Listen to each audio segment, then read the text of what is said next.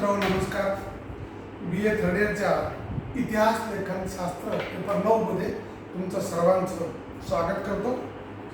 आपण यापूर्वी इतिहास लेखन शास्त्रातील विविध घटना, सहकारी शास्त्र, विद्याशाखा, त्याची व्याख्या, त्याची व्याप्ती, त्याचे स्वरूप, त्याची मर्यादा, इतिहास लेखनाची वस्तुनिष्ठ पद्धती अशा विविध चर्चांनी आपण त्याचे विचार करत आहे. आज लास्ट म्हणजे चॅप्टर शेवटच्या घटकामध्ये आपण पोहोचलेलो आहोत. गेल्या दीड महिनाभरापासून आपण इतिहास लेखन शास्त्र हा एक पेपर आपण शिकत आहोत. BA थर्ड इयरच्या पेपर 9 अर्थात सेमिस्टर 5साठी. आणि मग बऱ्याच लोकांना अशी शंका असते की इतिहास लेखन शास्त्र म्हणजे रिसर्च मेथोडॉलॉजी, आणि रिसर्च मेथोडॉलॉजी म्हटलं की बऱ्याच लोकांना टेन्शन येतं.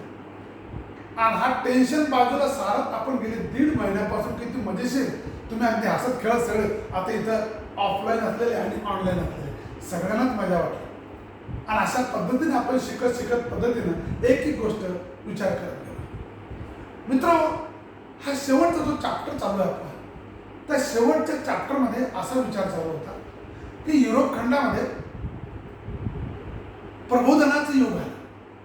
प्रबोधनाचं युग आल्यानंतर निरनिराळ्या ग्रंथांची, साहित्याची निर्मिती होऊ लागली. अनेक देशीय परदेशीय साहित्यांचं मातृभाषेमध्ये किंवा तेथील स्थानिक भाषेमध्ये भाषांतर होऊ लागलं. भाषांतर झालेली अनेक ग्रंथ लोकांपर्यंत वाचायला मिळायला लागली. आणि मग युरोप खंडामध्ये एक नवीन प्रबोधनाची चळवळ निर्माण झाली असं या ठिकाणी आपण म्हणतो. आणि या प्रबोधन युगामध्ये युरोप खंडातल्या निरनिराळ्या घटना चालू असताना त्याच काळामध्ये युरोप खंडातले बहुसंख्य प्रवासी निरनिराळ्या देशात जाऊन साम्राज्य विस्तार करणे, व्यापार वाढविणे, व्यापार जर वाढवायचं असेल तर देशाची प्रगती होईल. आणि म्हणून व्यापारी मार्ग शोधण्यासाठी युरोप खंडातले बहुसंख्य लोक बाहेर निघाले आणि त्यांनी आफ्रिका खंड, आशिया खंड, अमेरिका खंड शोधून काढला आणि त्या ठिकाणी आपल्या वसाहती निर्माण केल्या. वसाहती निर्माण करून व्यापार अंतर्गत आंतरराष्ट्रीय व्यापार त्यांनी सुरू केला. या काळामध्ये युरोप खंडामध्ये प्रबोधनाचं युग चालू होतं. याच काळामध्ये निरनिराळ्या ग्रंथांचं रूपांतर होत चालू होतं. याच काळामध्ये औद्योगिक क्रांतीला सुरुवात झालेली होती. आणि औद्योगिक क्रांतीला सुरुवात झाल्यामुळं या ठिकाणी मालक आणि भांडवलदार वर्ग आणि मग त्याच्या विरुद्ध असणारा कामगार वर्ग अशा प्रकारचं एक वातावरण बनत चाललेलं होतं. याच काळामध्ये मग कुठेतरी समानता यावी, साम्यवाद यावं ही कल्पना जगाच्या पाठीवर येत चालली होती. आणि हे सगळं घडत असताना, इतिहासाकडे बघत असताना हेरोडोटसनं ग्रीक आणि रोमन देशाचा इतिहास हा आपल्या त्या काव्याच्या माध्यमातून मांडून ठेवला. मग कविताच्या काव्यांच्या मांडून ठेवणाऱ्या या कथांचा इतिहास म्हणजे तो अगदी आनंद देणारा, कहाणीसारखा असणारा इतिहास जगाच्या पुढे येऊ लागला. आणि आपाप लोकांना असं वाटू लागलं की रंजक कथा, रंजक गोष्टी म्हणजे इतिहास आहे. आणि इतिहासामध्ये दुसरं काही नाही तर फक्त आनंद देणारी ही क्रिया आहे. एवढ्याबद्दलच फक्त युरोप खंडामध्ये इतिहासाबद्दलची कल्पना निर्माण झालेली होती. आणि म्हणून पहिल्यांदा मी तुम्हाला परवा सांगितलं की हेगेल असेल किंवा टाइमबी असेल, या लोकांनी याला विरोध केला आणि सांगितलं की इतिहास एक कला नाही, तर इतिहास हे एक शास्त्र आहे. तो शास्त्र शुद्ध पद्धतीनंच मांडला गेला पाहिजे. जर तो शास्त्र शुद्ध पद्धतीनंच मांडला गेला तर इतिहास हा लोकांना सत्य इतिहास कळेल, लोकांना समजायला लागेल. आणि म्हणून आपण असंही बघितलं की टाइमबी असेल किंवा इतर हेगेल असेल किंवा इतर आपल्या कारणाचा विचार करतो आपण, या लोकांनी तिथपर्यंत आपण रँकेचं काय उदाहरण घेतलं. रँकेचं चक्क म्हणतोय की दैववादाचा सिद्धांत पाठीमागं आहे. एखादी घटना घडते म्हणजे त्या घटनेच्या पाठीमागं दैववाद एक असीम शक्ती आहे की जी शक्ती त्याला घडवायला लावते. आणि मग याच सगळ्या गोष्टींची चर्चा करत असताना मला आजचा जो माझा विषय आहे तो अर्नाल्ड टायम्बी हा विचारवंत. आपण इतिहासामध्ये 4 युरोपियन इतिहासकार किंवा तत्ववेते यांचा अभ्यास करणार आहोत. त्याच्यामध्ये आपण पहिलं घेतलं हेगेल, दुसरं काल रेंके घेतला आणि तिसरं आज आपण टायम्बी यांच्याविषयी माहिती घेत आहोत. आता टायम्बीचा जन्म 1889 मध्ये अर्नाल्ड टायम्बीचा जन्म इंग्लंडच्या एका छोट्या खेड्यात झाला. त्याला वेचिस्टर असं म्हणतात. वेचिस्टरला जन्म झालेल्या मुलानं शिक्षण ऑक्सफोर्ड विद्यापीठातून घेतलं. ऑक्सफोर्ड विद्यापीठातून घेतल्यानंतर ग्रीक आणि लॅटिन भाषेचा त्याने अभ्यास केला.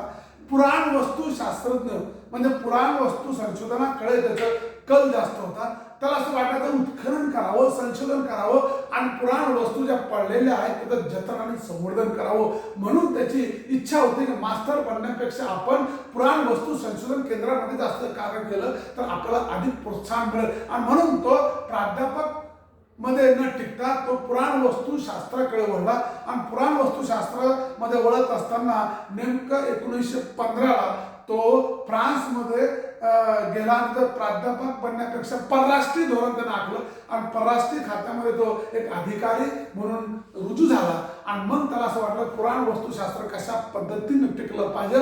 जगाच्या पाठीवर मानवी संस्कृतीचा इतिहास सांगणाऱ्या ज्या काही मोमेंट आहेत, ज्या काही घटना आहेत किंवा ज्या काही वास्तू आहेत त्या वास्तूंचं जतन आणि संवर्धन करणं काळाची गरज आहे आणि या उद्दिष्टाखातीर तो आता या पुराण वस्तू खात्यामध्ये पदावरून झालेला होता. आणि नेमकं याच काळामध्ये तुम्हाला माहित आहे की पहिलं महायुद्ध झालं होतं आणि पहिलं महायुद्धानंतर व्हर्सायचा तह 1919 झाला आणि व्हर्सायच्या तहानंतर आपल्या बिस्मार्कचं संपत आलं आणि पुन्हा जैसे ती परिस्थिती शांतता प्रस्थापित करण्यासाठी राष्ट्रसंघाची निर्मिती झाली आणि मग पॅरिस शांतता परिषद भरली. म्हणजे फ्रान्स देशाच्या पॅरिस शहरामध्ये आंतरराष्ट्रीय शांतता परिषद भरली. ती पॅरिस शांतता परिषदेमध्ये पुरातत्व विभागाचा अधिकारी म्हणून हाही त्या परिषदेमध्ये सहभागी झालेला होता आणि त्याने हे सगळं जवळून पाहिलेलं होतं. म्हणून टायम्बी हा सुरुवातीच्या कालखंडामध्ये ग्रीक रोमन संस्कृतीचा अभ्यास करणारा, भाषाशास्त्र आणि तंत्रशास्त्राचा अभ्यास करणारा व्यक्ती अचानक पुरातन वस्तुशास्त्र कळवतो.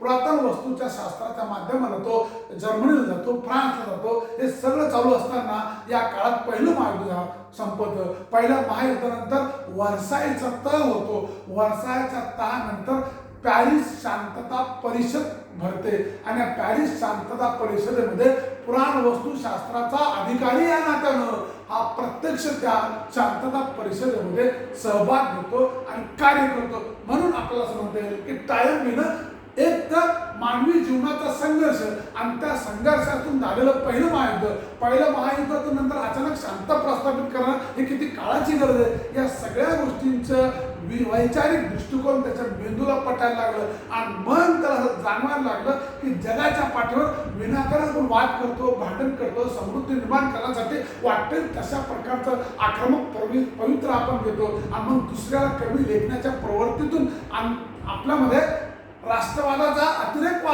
राष्ट्रवाद निर्माण होतो. साम्राज्यवादी संकल्पना पुढे येते, मालक संघर्ष निर्माण होतो आणि ह्याच्यातून कुठं शांतता प्रस्थापित करायची असेल तर आपण सहजीवनाचे प्रयोग वापरायला सुरुवात करतो. म्हणजे सगळं त्याच्या समोर घडतं आणि त्यात तो सहभागी असतो आणि म्हणून तो आता नवीन उद्दिष्टाकडे वळतो आणि यातूनच तो शेवटी इतिहास लेखनाकडे वळतो.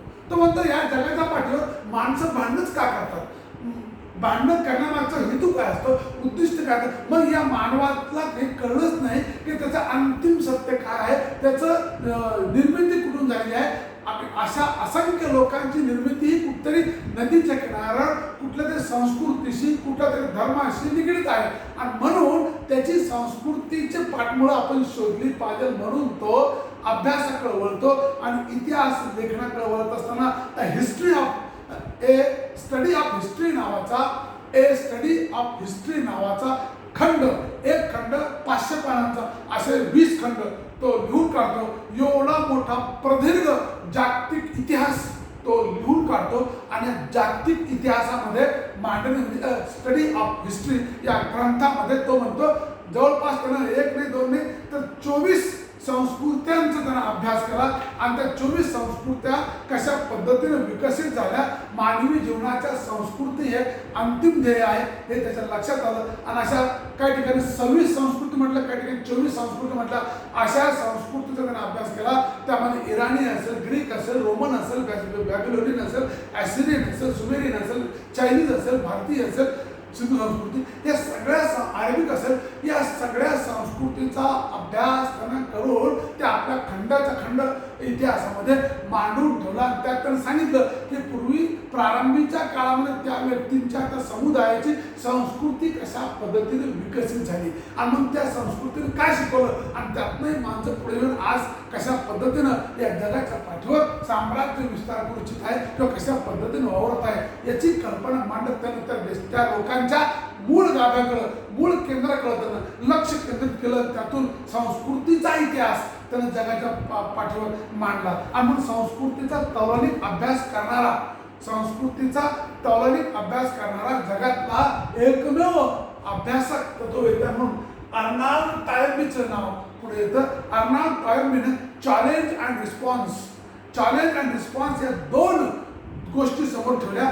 आणि त्या चॅलेंजमध्ये तो म्हणतो की जर या चॅलेंज आणि रिस्पॉन्स या दोन गोष्टीवर आधारलेलं मानवी जीवनाची संस्कृती आहे आणि संस्कृतीमध्ये हे दोन चॅलेंज आणि इथं रिस्पॉन्स खालीवर झाले तर ती संस्कृती कशी भंग पावते याच्यावर तो भाष्य करतो. आणि तो म्हणतो की जगातल्या 26 संस्कृत्यांचा मी जेव्हा अभ्यास केला त्या 26 संस्कृत्यांचं एकमात्र केंद्रबिंदू मला असं जाणवलं की ती संस्कृती ही मुख्य कशावर डिपेंड आहे आणि त्या संस्कृतीमध्ये कसं चढउतार होतं आणि हे सगळं कशावर चालतं. तर त्यानं दोन मुद्दे याच्यासाठी निश्चित केले. तो म्हणतो की या ठिकाणी चॅलेंज आणि रिस्पॉन्स हे दोन सिद्धांत त्यांनी या ठिकाणी मांडलेले आहेत. त्यासाठी मग त्यांना स्टडी ऑफ वॉर असेल किंवा हिस्टोरियन्स व्ह्यू ऑफ रिलिजन्स असेल अशा अनेक घटकावर त्यानं माहिती लिहिणारे अनेक ग्रंथ लिहिले. पण खरे त्याचे इतिहासावर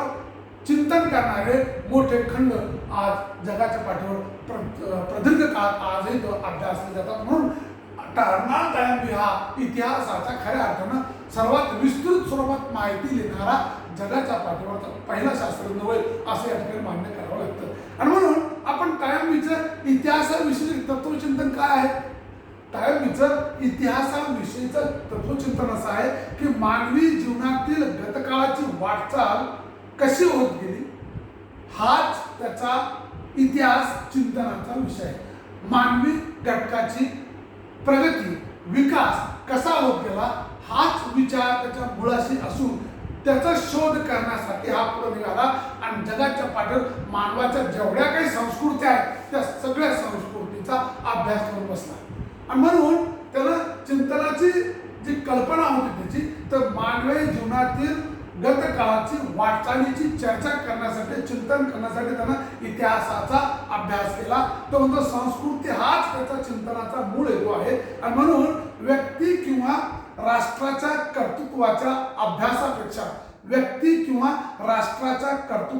अभ्यासापेक्षा संबंध समाजाच्या संस्कृतीचा अभ्यास करणं ही काळाची गरज आहे. आणि भूतकाळातील वाटचाली समजून घेण्यासाठी आपल्याला त्या मानवी संस्कृतीचा अभ्यास करणं चिंतन करणं काळाची गरज आहे.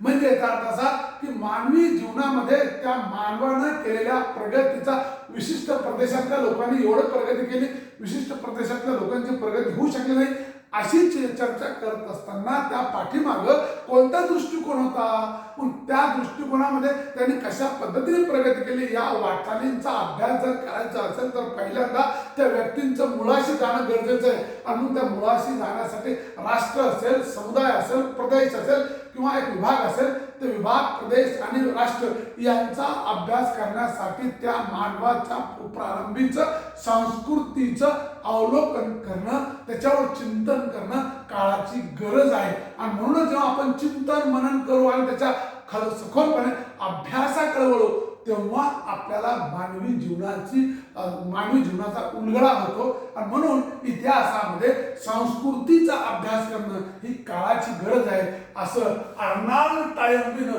वारंवार सांगितलेलं आहे. त्यानंतर संस्कृती हीच मानवी भूतकाळाचा केंद्रबिंदू आहे. मानवी जीवनामध्ये किंवा मनुष्याचा अभ्यास करण्यासाठी संस्कृतीच हा गत काळातला भूतकाळातला त्याचा केंद्रबिंदू प्रत्येक व्यक्तीचा ही संस्कृती आहे. कारण ज्या संस्कृतीतून उदयाला आला, ज्या संस्कृतीतून त्यांना प्रगती केली, त्या मानवानं, त्या मानवी समुदायानं, त्या मानवी लोकांनी किंवा त्या राष्ट्रांनी त्या राष्ट्राची पूर्वकल्पना, त्या लोकांची पूर्वकल्पना किंवा त्या लोकांचं पूर्वजीवन ही संस्कृती आहे. आणि म्हणून संस्कृतीचं अभ्यास करणं ही काळाची गरज आहे. आणि म्हणून तो म्हणतो की संस्कृती हीच मानवी भूतकाळाचा केंद्रबिंदू आहे. आणि तो केंद्रबिंदू भूतलावरच्या असंख्य संस्कृतीच्या उत्क्रांतीचा एक मध्य केंद्र मानला जातो. आणि म्हणून तो म्हणतो उदय आणि अस्त कशा पद्धतीने झाला याची सुद्धा विवेचना करणं काळाची गरज असते. म्हणून संस्कृतीचा उदय अनेक घटकांमुळे होतो. संस्कृतीचा उदय केवळ एखाद्या भौगोलिक घटकामुळे घडला असं नाही. एखादा भौगोलिक प्रदेश चांगला आहे म्हणून तिथं संस्कृती चांगली उगवली, तिथं सुपीक जमीन आहे म्हणून चांगली संस्कृती निर्माण झाली, आणि नापीक जमीन होती, संस्कृती बरोबर नव्हती असं न म्हणता नैसर्गिक तथ्य, दैवी चमत्कार आणि मानवाने केलेल्या क्रिया या सगळ्या गोष्टींची या घटकांचं परिणाम तिथल्या संस्कृतीवर घडताना दिसतात. आणि म्हणून तो म्हणतो की संस्कृतीचा विकास केवळ भौगोलिक दृष्टिकोनातून, निसर्गाच्या दृष्टिकोनातून, सामाजिक दृष्टिकोनातून असं न म्हणता त्या ठिकाणी आपण असं म्हणता येईल की अशा असंख्य घटकांमुळे संस्कृती बनते की जी संस्कृती फुलते, वाढते, विकसित होते आणि तिचा विस्तार होतो. पण काही ठिकाणी जर असे घटक योग्य नाही मिळाले तर त्या संस्कृतीचा ऱ्हास होतो, ते लयात जाते आणि पुन्हा जैसे ते परिस्थिती निर्माण होते आणि पुन्हा एक नवीन युग निर्माण होण्यासाठी एक तयारी लागते. अशा या कल्पना तो या ठिकाणी म्हणतो. म्हणून अशा प्रकारचा संस्कृती हीच मानवी जीवनाचं केंद्रबिंदू आहे असं या ठिकाणी अर्नाल्ड टाईमने वारंवार सांगण्याचा प्रयत्न केलेला दिसतो. मग त्याला आव्हान आणि प्रतिसादाचा एक सिद्धांत म्हणतो, challenge and response theory. Challenge and response theory ही त्याची जगाच्या पाठीवर अत्यंत प्रसिद्ध असलेलं थेरी आहे की त्या सिद्धांतामध्ये म्हणतो संस्कृतीचा विकास नेमका कसा घडून राहतो त्याचे सूक्ष्मचिंतन करताना त्याने आव्हान आणि प्रतिसादाचा सिद्धांत मांडला. निरनिराळ्या आव्हानांना सामोरे जात संस्कृती उदयाला येते आणि या आव्हानांना प्रतिसाद देत संस्कृतीचा विकास होतो. म्हणजे जर आव्हान नसतील, चॅलेंज नसेल आम्हाला जगण्यासाठी तर आम्ही जगू शकत नाही. प्रत्येक व्यक्तीला काही चॅलेंज पाहिजे. चॅलेंज असेल तर ते चॅलेंज स्वीकारतो आणि कार्य करतो, कृती करतो. म्हणून प्रत्येक संस्कृतीला एक चॅलेंज होतं. ते चॅलेंज त्यांनी स्वीकारलं, ते आव्हान त्यांनी स्वीकारलं. आव्हान स्वीकारलं म्हणून तर बदल झाला ना, म्हणून तर त्यांनी प्रगती केली ना, म्हणून तर त्यांनी विकास केला ना. आणि म्हणून विकास केला, आव्हानाला सामोरे गेले, चॅलेंज स्वीकारलं आणि ते कार्याला लागले म्हणजे त्यांनी प्रतिसाद दिला त्या चॅलेंजला, त्या आव्हानाला प्रतिसाद दिला म्हणजे त्यांना रिस्पॉन्स दिला. आणि म्हणून जगाच्या पाठीवर ज्या संस्कृती मानव निर्मित आहेत त्या मानव निर्मित संस्कृतीनं सुरुवातीला त्यांच्या संस्कृतीमध्ये अनेक आव्हानं निर्माण झाली आणि त्या आव्हानांना सामोरे जात म्हणजे प्रतिसाद देत त्या ठिकाणी एक नवीन प्रगतशील राष्ट्र, प्रगतशील संस्कृती उदयाला आली. पण यांच्यामध्ये जर समजा आव्हानाला चालना देण्याचा प्रतिसाद जर नसेल मिळालं तर संस्कृती अधोगतीकडे जाते, संपते. पुन्हा संपलेल्या संस्कृतीमध्ये पुन्हा एक नवीन संस्कृती पुढील काळामध्ये उदयाला येते. म्हणजे हे चक्र आयुष्यामध्ये चालू असतं. एकदा एकाचा उदय होतो तर दुसऱ्याचा ऱ्हास होतो, ऱ्हास झालेला पुन्हा उदयाला येतो, उदय झालेला माणूस पुन्हा कुठं ऱ्हास होतो. अशा प्रकारचं निसर्ग हा चक्र सतत चालू असतो. हा चक्राकार गती सिद्धांत, गतिशील सिद्धांत या ठिकाणी चॅलेंज आणि प्रतिसाद किंवा आव्हान आणि प्रतिसाद, चॅलेंज आणि रिस्पॉन्स या दोन घटकांवर अवलंबून असतो. म्हणून जगाच्या पाठीवर इतिहासामध्ये मानवी संस्कृतीचा विकासही होतो, अधोगती होते, ती संस्कृती संपते, पुन्हा उदयाला येते, नवीन मार्ग येतात, नवीन विचार येतात, नवीन संस्कृती उदयाला येते आणि पुन्हा ते चालते काही काळापर्यंत ती संपते, पुन्हा नवीन विचार येतात, नवीन घटना घडतात. म्हणजे अशा प्रकारचं पुनरावृत्ती होण्यापेक्षा नवनवीन घटना पुन्हा होतात आणि संस्कृती सारखा बदल होत जातो आणि हा बदलातून नवीन प्रगतीच्या माध्यमानं नवीन समाज समुदाय जगाच्या पाठीवर निर्माण होतो. आणि केव्हा होईल?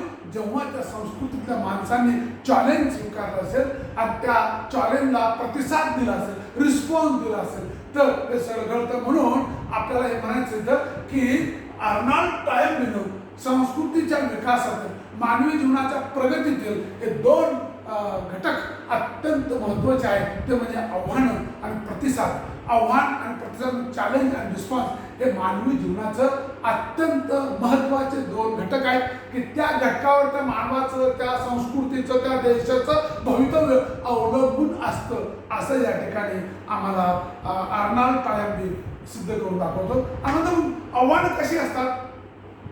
आव्हानाचे दोन प्रकार त्यांनी केलं. आव्हानं जे चॅलेंज कसे आहेत, एक निसर्गदत्त आहे, म्हणजे भूकंप आला, पाऊस पडलं, अचानक काहीतरी घटना घडली, त्यातनं माणसांची संस्कृती उद्ध्वस्त झाली.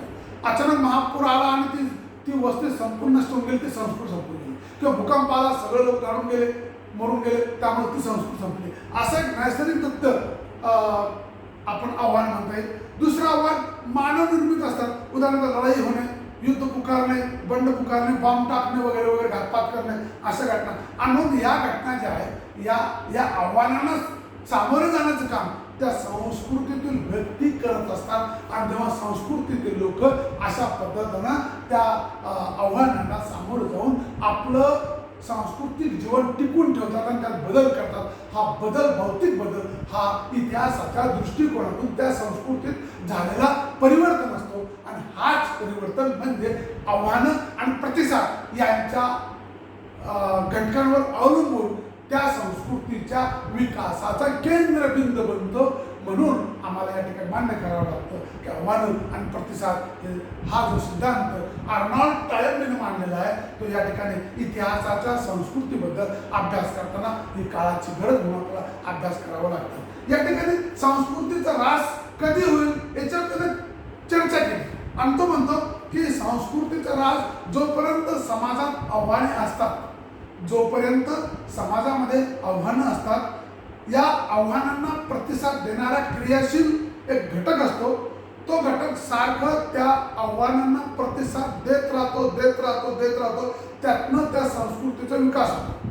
पण जेव्हा देता तो थकेल, आपोआप त्या ठिकाणी आव्हान जास्त होतील आणि प्रतिसाद कमी होईल, आपोआप ती संस्कृती लयाच आहे, म्हणजे संस्कृतीचा ऱ्हास झाला. पण याच्या उलट कधी कधी आव्हानं इतका मराठी म्हणतो की प्रतिसाद संपून टाकतो किंवा प्रतिसाद देणारे कमी पडतात, म्हणून तिथे सुद्धा अतिरेकपणे होऊन संस्कृतीचा ऱ्हास होतो. म्हणून अशा दोन्ही गोष्टीमुळं संस्कृतीचा ऱ्हास होतो. आणि हे ऱ्हास होऊ देऊ नये यासाठी मानवी जीवनामध्ये काय प्रयत्न केले पाहिजे याच्यावर तो चिंतन करतो. आत्मचिंतनातून ते आपले विचार मांडतो.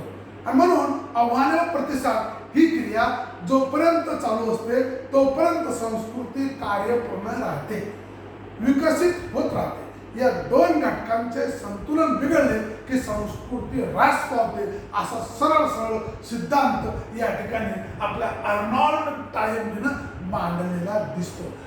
मित्र लक्षात घ्या, आपण अर्नाल्ड टॉयम्बेचं जीवनाविषयी अर्नाल्ड टॉयम्बे या तत्ववेत्यानं इतिहास लेखनामध्ये केलेले भौतिक बदल याच्यावर आपण भाष्य करत आहोत, याच्यावर आपण चर्चा करत आहोत.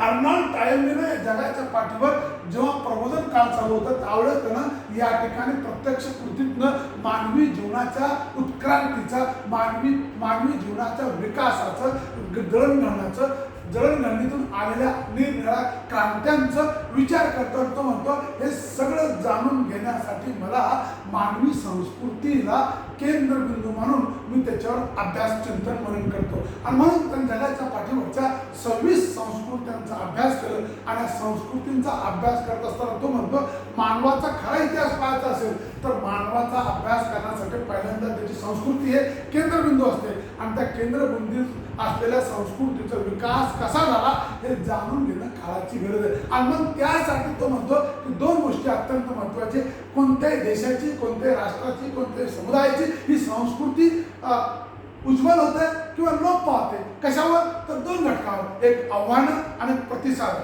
Challenge and response. चॅलेंज आणि रिस्पॉन्स जोपर्यंत त्या संस्कृतीमध्ये आव्हानं आहेत तोपर्यंत तिचा विकास होत राहतो. कारण का?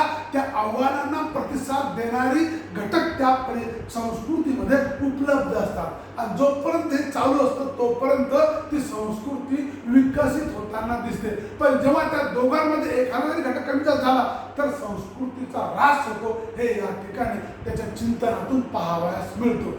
म्हणून आपण एकंदरीत या अर्नॉल्ड टायम्बीच्या जीवनविषयक मूल्यमापनामध्ये तो इतिहासाबद्दल जे चिंतन करतो, मनन करतो आणि ते खंडचे खंड इतिहासात लिहून काढतो, असा हा जगाच्या पाठीवरचा इतिहास तत्वज्ञ अत्यंत श्रेष्ठ दर्जाचा वाटायला लागतो. आणि म्हणून आपण त्याचा अजून एक सिद्धांत पाहूया की जो त्यानं संस्कृतीच्या वाटचालीतील चढउतार त्यानं सांगितलेला आहे. तो म्हणतो संस्कृतीच्या वाटचालीचं चढउतार हे कसं आहे त्याची थेअरी त्यानं वापरली. त्या थेअरीमध्ये म्हणतात थेअरी ऑफ विथड्रॉल ऑफ त्या ठिकाणी रिटर्न म्हणजे माघारी. अशा प्रकारे संस्कृतीच्या वाटचालीत जशी आव्हानं प्रतिसाद असतात तसेच अनेक प्रकारचे चढउतार येतात. हे चढउतार संस्कृतीला जिवंत क्रियाशील ठेवतात. या चढउतारातून संस्कृती काही गोष्टींचा स्वीकार करते तर काही गोष्टी फेकून देते. यावर त्याची पावले मागे पुढे सरकतात. 4 पावलं पुढे जाते, 4 पावलं मागे येते आणि त्यातून काय होतं की इथं विथ ट्रॅव्हल्स ऑफ रिटर्न्सची चक्राकार गतीचा सिद्धांत पाहावाच म्हणतो.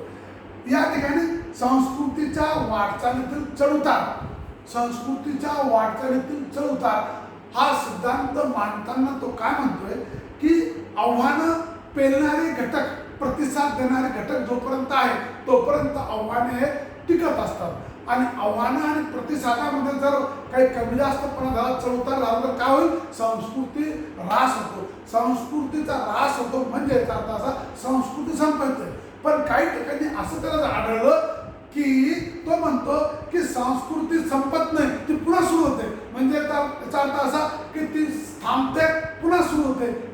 चढ उतार तिच्या संस्कृतीमध्ये सारखा बदल घडवून आणतो आणि मग चढ उतार पुढे जाणे पुन्हा मागे येणे आणि मग याच्यातनं वाद आणि प्रतिवाद, संवाद आणि प्रतिसंवाद किंवा आपण चॅलेंज आणि रिस्पॉन्स या सगळ्या घटकांशी निगडीत संस्कृती आपली कधी कधी असं वाटतं संपली, ऱ्हास पावली आणि पुन्हा हळूवारपणे पुन्हा त्या संस्कृतीचा विकास होता दिसतो. म्हणजे याचा अर्थ असा संपल्यानंतर पुन्हा उदय होतो, उदय झाल्यानंतर पुन्हा संपतं.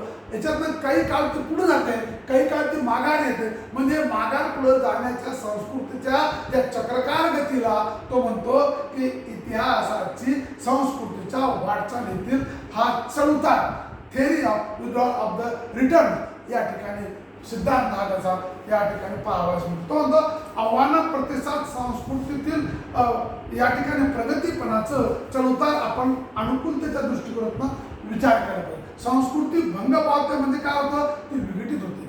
विघटित झालेली संस्कृती पुनरुज्जीवन होण्यासाठी ज्या काही कालखंडाचा विचार करावा लागतो तो कालखंड इतिहासाच्या दृष्टिकोनातून अत्यंत श्रेष्ठ ठरतो. आणि मानवी जीवनाच्या संस्कृतीचा एक अभ्यास आपल्याला या ठिकाणी करावा लागतो. आणि म्हणून तो म्हणतो मानवी जीवनाच्या इतिहासाच्या संस्कृतीतला केंद्रबिंदू म्हणून मी जगाच्या पाठीवरच्या मानवाचा अभ्यास केलेला आहे आणि तो आपल्या खंडातनं तो मांडतो. आणि म्हणून जगाच्या पाठीवर इतिहास लेखनाच्या दृष्टिकोनातनं किंवा हिस्ट्री ऑफ रिसर्च मेथॉडॉलॉजीमध्ये सगळ्यात अग्रक्रम म्हणून आपण जेव्हा हेगेल नंतर आपण जेव्हा टायम्बीबद्दल बोलतो तेव्हा असं लक्षात रँके नंतर टायम्बी हा खरंच श्रेष्ठ वाटतो. कारण का की त्यानं मानवी जीवनाच्या प्रगतीचा केंद्रबिंदू संस्कृती आहे आणि ती संस्कृती चॅलेंज आणि रिस्पॉन्स, आव्हानं आणि प्रतिसाद या दोन घटकांवर अवलंबून असते असा सिद्धांत मांडत तो म्हणतो संस्कृतीचा कधी कधी ऱ्हास होतो.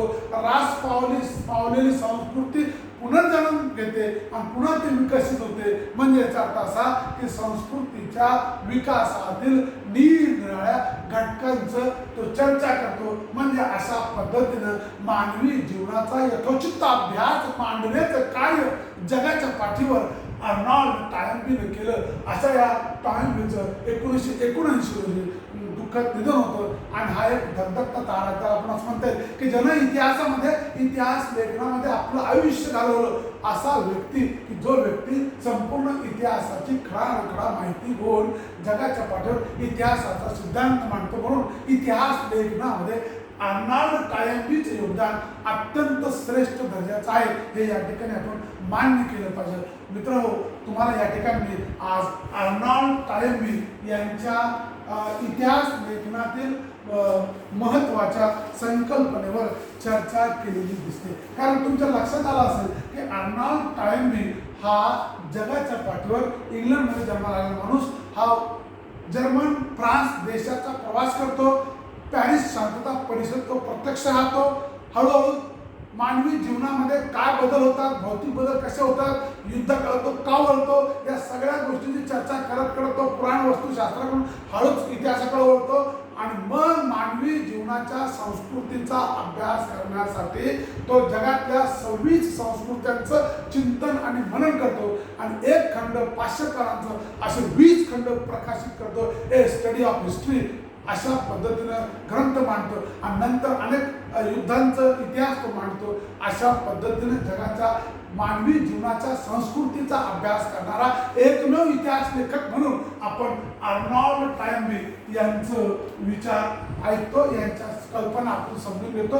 कारण का, जगाच्या पाठीवर आर्नॉल्ड टॉयनबीनं इतिहास लेखनामध्ये जे काही भौतिक बदल केलेले आहेत, सांस्कृतिक झालेले परिवर्तन याच्याविषयी भाष्य केलेले आहे आणि सांस्कृतिक परिवर्तनाची उहापोह करणारा त्याचे अनेक खंडात्मक ग्रंथ या ठिकाणी आजही जागोजागी इतिहासामध्ये पाहावयास मिळतात, अभ्यासली जातात. त्याच्यावर आजही युरोप खंडामध्ये चिंतन आणि मनन चालतं. म्हणून इतिहास लेखनशास्त्रामध्ये संस्कृतीला केंद्रबिंदू मांडणारा, चॅलेंज आणि रिस्पॉन्स सिद्धांत मांडणारा आणि संस्कृतीचा ऱ्हास कशा पद्धतीने झाला याचं विश्लेषणात्मक माहिती देणारा असा सिद्धांतवादी इतिहास लेखनाचा सर्वश्रेष्ठ ठरणारा आपण आर्नॉल्ड टॉयनबीच्या योगदानाचा आज आपण या ठिकाणी अभ्यास घेतलेला आहे. तुम्हाला याच्यात काही शंका असेल तर मला कॉमेंट बॉक्समध्ये प्रश्न विचारा. इथं बसलेल्या विद्यार्थ्यांनी प्रश्न विचारायचं, ते उत्तर मी आपला हे बंद करून तुमच्याशी बोलतो. कारण का, आपल्याला समजणं काळाची गरज आहे. BA थर्ड इयरच्या 5व्या सेमिस्टरचं पेपर 9 हिस्टोग्राफी इतिहास लेखनशास्त्र हे आपण अंतिम टप्प्याकडे वळलेलो आहोत. गेली 1.5-2 महिन्यापासून आपण जर याच्यावर चर्चा करत आहोत. आणि म्हणून इतिहास लेखनशास्त्र कशा पद्धतीनं विकसित होत गेलं, इतिहास लेखनशास्त्रामध्ये जे काही युरोप खंडातले विचारवंत होऊन गेले ते 4 विचारवंतांमध्ये आपण आतापर्यंत हेगेल घेतला, रँके घेतला आणि आज आपण टॉयनबी घेतला. उद्या आपण शेवटचं म्हणजे कार्ल मार्क्स याच्यावर चर्चा करू आणि अशा पद्धतीने हा खंड या ठिकाणी संपवतो. त्याच्यानंतर 3 इतिहासकार इतिहास लेखनाचे प्रकार दिसतात. ते एक राष्ट्रवादी इतिहास लेखन, एक वसाहती काय इतिहास लेखन आणि एक प्रगतशील, असे 3-4 साम्राज्यवादी इतिहास लेखन असं म्हणूया आपण. असे विविध 3 कालखंडात मांडल्या जाणारे इतिहास लेखनाची चर्चा आपण उद्या करू आणि कार्ल मार्क्सच्या कार्याबद्दल चर्चा करू. अशा पद्धतीनं इतिहास लेखन शास्त्रातलं आर्नॉल्ड टॉयनबी हा तत्ववेत्या ज्याने इतिहासाची भरपूरपणे मांडणी केली हे या ठिकाणी संपतं. आणि जर प्रश्न असेल तर मला विचारा नक्कीच. इथपर्यंत आपण थांबूया. नमस्कार.